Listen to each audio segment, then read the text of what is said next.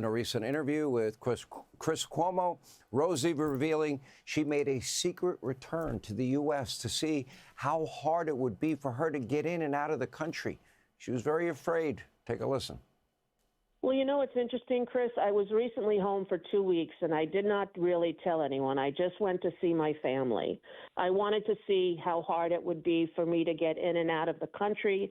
I wanted to feel what it felt like. I wanted to hold my children again, and I hadn't been home in over a year. I also wanted to make sure that it was safe for me before I brought my daughter this summer, where we plan to spend the summertime off from her schooling here with my family. My son is having his first child.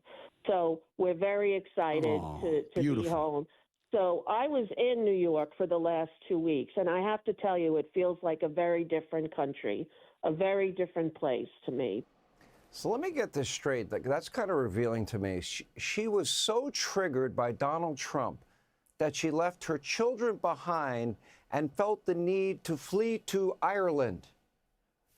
I don't know. I'm having a hard time with that. Can you explain it? Yeah. Sean, well, I'll tell you this. The United States of America, a country so great, even those who say they hate it, they just can't stay away.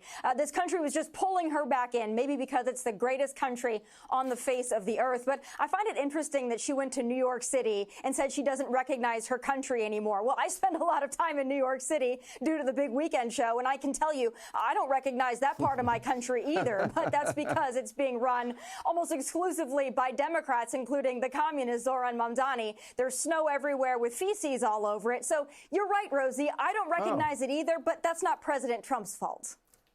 Gee, I miss New York by your description. You know, it sounds interesting.